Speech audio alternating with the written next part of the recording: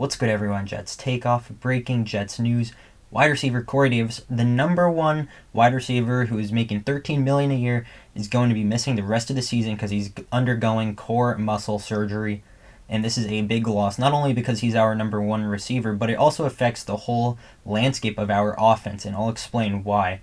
But first, for Davis, he was our contested catch type of guy. It was him and Keelan Cole. Corey Davis is paid to be the number one guy, even though he's more of a wide receiver too. Team's cornerback one would still try and cover him, no matter if he's a high-end wide receiver too, because he was still the best established guy that we had. But with his loss now, Elijah Moore is a wide receiver one.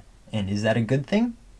I think he's a very good player, yeah, but I don't know if he's physical enough to be wide receiver one quite yet, and I think he's better fit as the second guy, not the main person. But if you have him in fantasy, definitely pick him up. But as it goes for Zach Wilson, losing Corey Davis is huge, and it is not good news, because although Corey Davis has been somewhat of a letdown for the New York Jets, we have to remember he's still Zach Wilson's favorite target. All throughout the year, his number one guy is Corey Davis. That's who he finds whenever he panics. He's his safety blanket, and now his safety blanket's gone. And it wouldn't be a bad thing if we had a great tight end. But we don't, and Ryan Griffin just got injured. So that leaves us with Kenny Yeboah and Trayvon Wesco. This is bad, because Tyler Kroft is still out.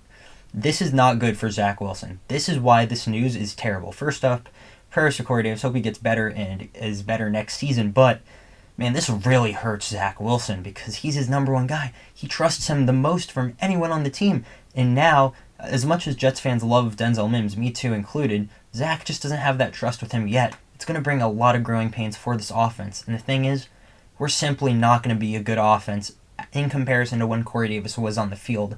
Because another underrated aspect of Corey Davis is his run blocking. He's a great run blocker. That's why I actually really like the signing. And for this system that does love to run the outside zone, man, it's a big, big loss. But Zach Wilson is the number one guy because he is the reason why the season still matters so much. He needs to develop, and it's harder for him to develop when his main weapon is going to be out for the rest of the season. There's still 6 more games, or not 6, but there's 5 more games for the Jets to play.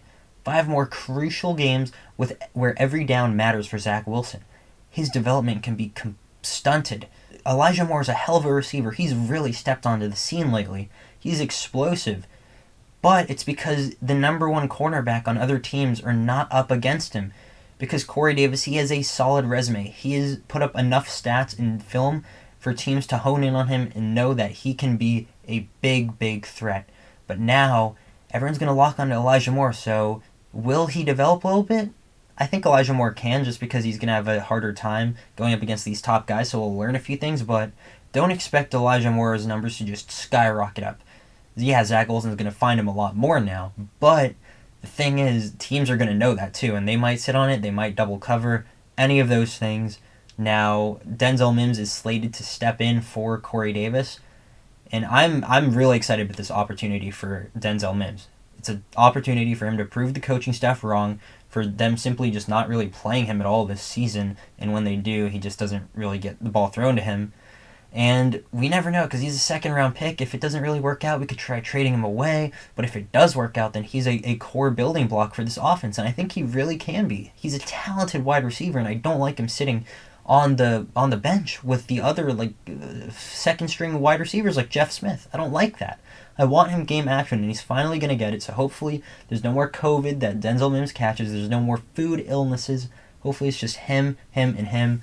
But this is a big loss for Jets fans. I really cannot understate how big this is just because of Zach Wilson. He does not have a safety blanket anymore. He doesn't.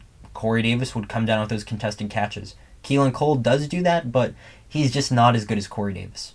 Now, Keelan Cole will get more involved now. Braxton Berrios will get in the rotation more because Elijah Moore might move to the outside. So it'll be interesting to see how the receivers handle their new kind of realignment. I think it's definitely something I'm going to be looking from week to week and noticing who's doing good, who's not, why, how much of an impact it really was Corey Davis. Because I can believe all this, but if we still put up solid offensive performances where we can score 3 touchdowns plus a game, then maybe he really isn't as key of a contributor as I thought he was. But I really do think he is. And man, Joe Douglas has got to find some street guys at tight end because Kenny Yeboah and Trayvon Wesco, man, Zach Wilson, oh boy, that's going to be tough, man. It's going to be a tough lesson for him because at least with Mark Sanchez back in the day, he had Dustin Keller. He was reliable. Whenever Sanchez was panicking, he threw it to Keller and he would run after the catch. So that's why I liked what the Jaguars did trading for Dan Arnold because Trevor Lawrence, rookie quarterback and a tight end. Seriously, it does wonders for the quarterback down the line. But anyways, that's really all I have to say. Let me know what you guys think about the Corey Davis news. Man, it can really hurt Zach, but I feel like I've said that too much. We'll see what happens. Thanks for watching, and I'll catch you all on the next one. Peace.